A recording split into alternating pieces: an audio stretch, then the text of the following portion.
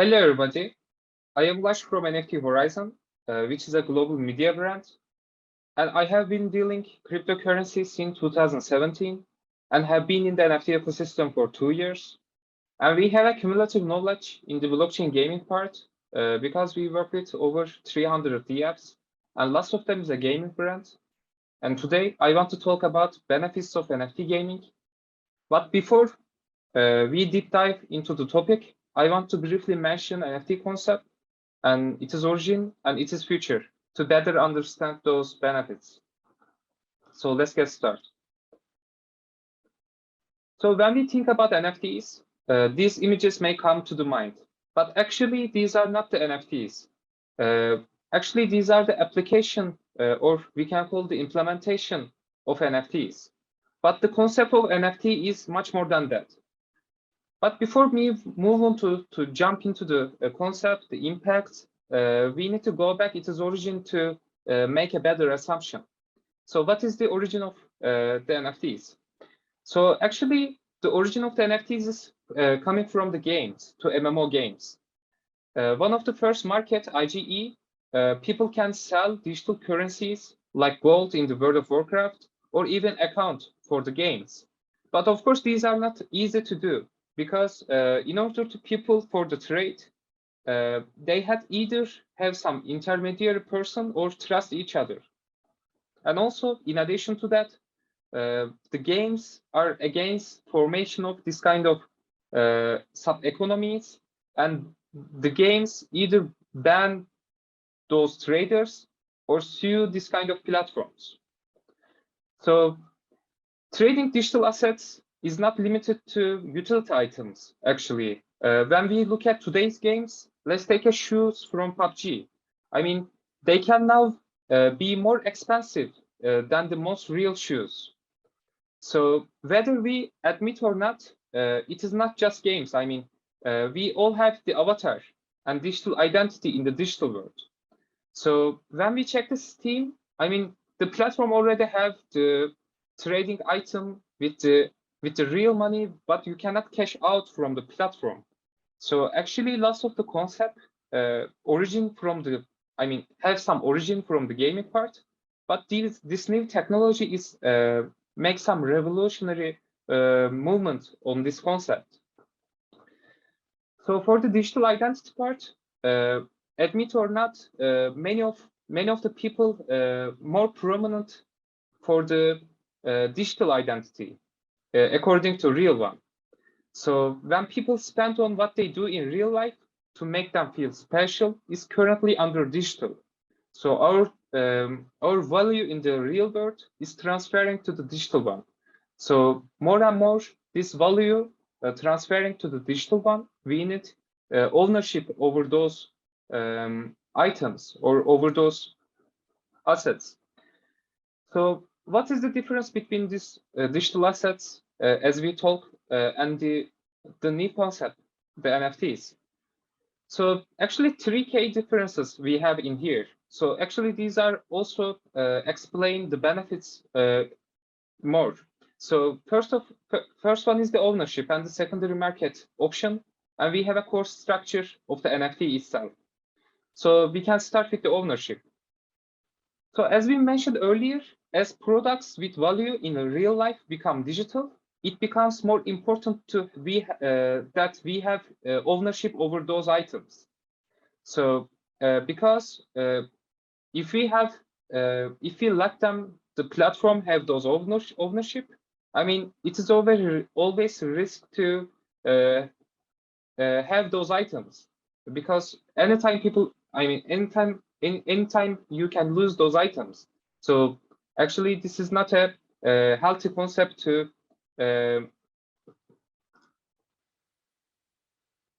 So second key differences is the secondary market. So today we have a $200 billion volume in the gaming industry. So when we check the games, if a company, a game, a creator make a sale, a primary sale, today we have a quarter of the secondary volume. And when we check the blockchain games, it is all different. When a game made a sale, it will have a 50 times larger volume in the secondary market. So how this can be a benefit for the game? So I want to give you one example. This is one of our clients. It is called Farmers World. I mean, it is not my best game. I mean, it is a click-based, web-based game. But at the end, I am currently focusing on the how secondary market become a beneficial thing for the creators. So when we check their primary sale, they made a sale like $500,000 as a primary sale. I mean, they sell NFTs. I mean, like items for the games, some packages, and after that, for a couple of months, they reach $200 million in the secondary volume, and there is a market fee like 5%, and this 5% is goes to the creators.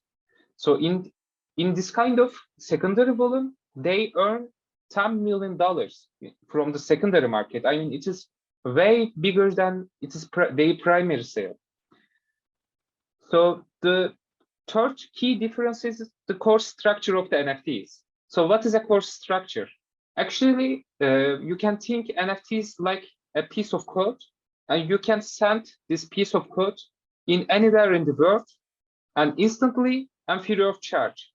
And the both sides, the sender and the receiver, know that this code is authentic. So actually, there's no technology in the world currently to show this kind of utility.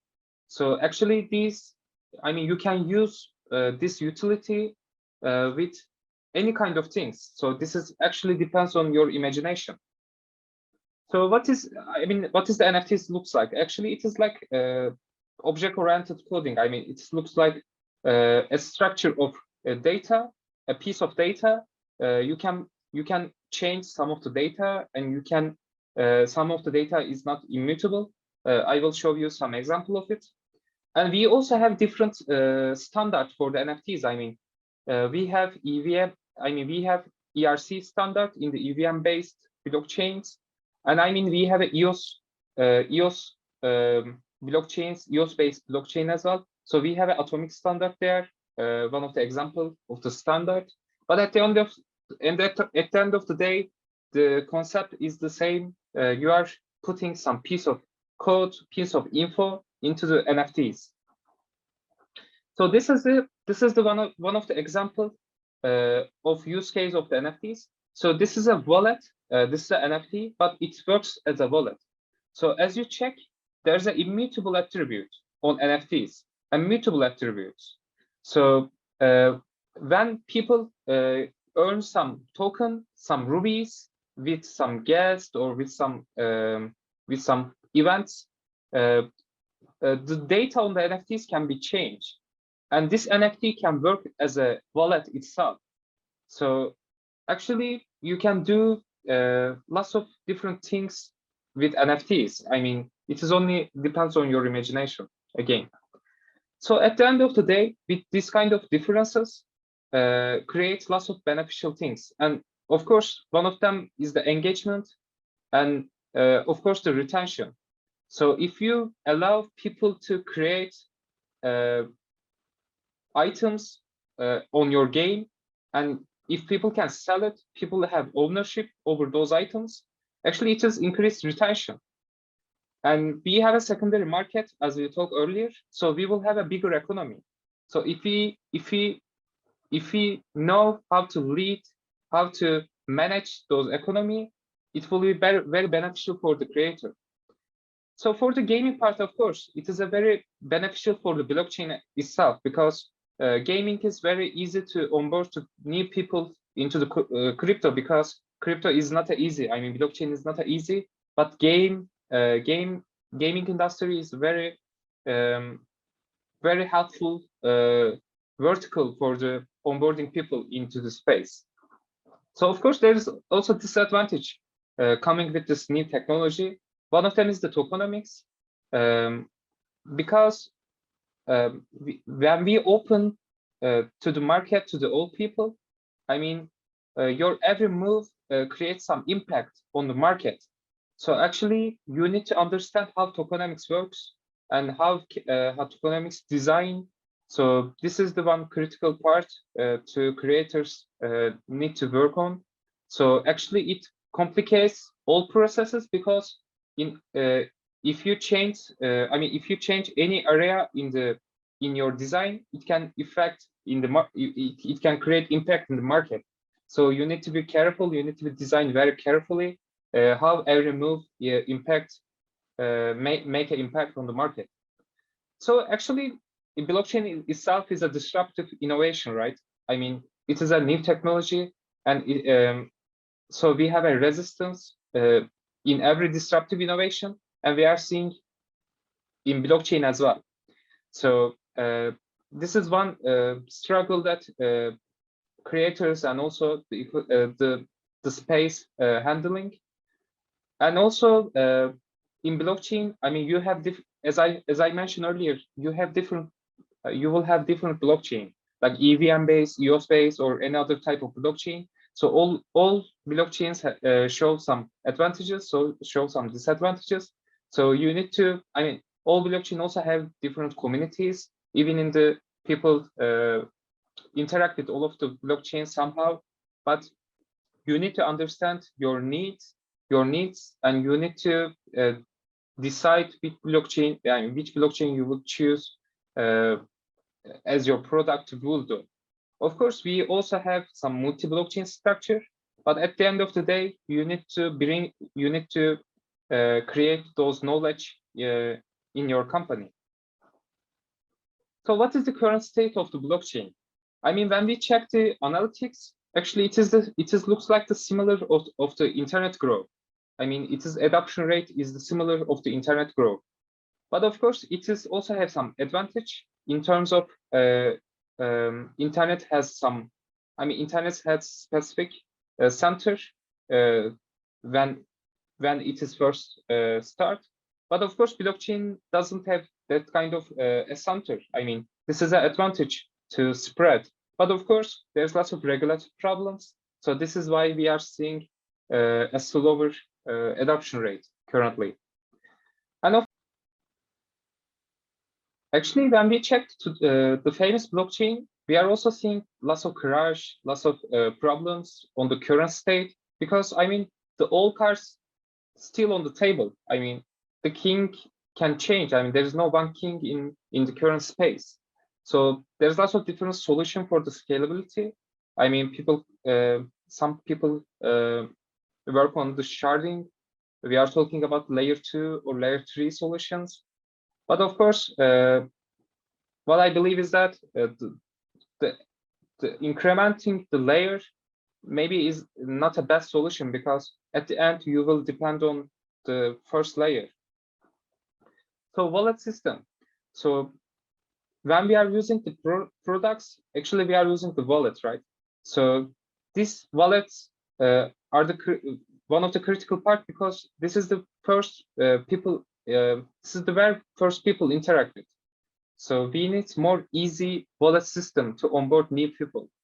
So we have a MetaMask, but MetaMask is still a very complex wallet system. So in Wax, we have a Wax Float wallet. The more easy version, and people also can create an account with their social account in Web2 social account. So, I mean, at the end of the day, customer serves lots of convenience, and we need better infrastructure to onboard easy to new people. So there's a VRL concept. I also want to mention this concept. Actually, this is a virtual in real life. What is it? Actually, it's claimed that every customer products will become an NFT twin in the upcoming period. So first, people not buy directly to product. Actually, people first buy the digital version of it, the NFT version, and if they want to use it, they will claim. And if they don't want to use it, they can sell it in the market. So actually, this is change. I mean, this concept can change all mechanism of the transportation or logistic in the world as well. So what is the big giant companies' behavior? Actually, we are seeing the Meta all the way, but what is their business model. So when we check their business model, for example, for the Facebook, I mean, they collect the users' data, the creators' data, and they also collect the readers, the followers' data as well. And they somehow monetize this data. So actually, this have very contradiction with blockchain concept. So actually, blockchain itself is more based on the permissionless platform and the open source platform. So the main idea, the business, in the business perspective, we have a contradiction in here. So Meta announced they will take almost half of the money as a fee in the metaverse, and then they said we will not do that until 2024. And Ubisoft started a program called Quartz, and they have a papers terms of use. So actually, this concept is not work well, and Ubisoft just closed this concept for a while. And why this is not as successful? I mean, this will not achieve a success because actually these are not NFTs. I mean, NFTs don't have this kind of restriction. So actually, they are not made any crypto people happy. They are not made any gaming people happy. So this is the wrong behavior to interact with the current space. So in the gaming ecosystem, I mean, I believe there's a misconception about the blockchain gaming. Actually, I mean, we have an arcade game, we have a PC game, we have a mobile game, and console game as well. So actually, these are the categories, right? But actually, the blockchain gaming is not a category. Actually, blockchain gaming is not a new genre. Actually, it is changing. I mean, it is a new technology, and it is changing every area. I mean, it will change the mobile gaming, it will change the PC gaming. So as we see them in this way, we will better understand what will happen in next. So what we are doing in the space, actually, this is one example from the blockchain gaming, and this is the token of it. And there's a green line in here, and there's an increase in the token value. This is coming from the game launch. Actually, the news like game launch or partnership or announcement is all connected with the brands. So as a media brand, actually, we are giving this kind of content to the followers. So this is all my speech in today.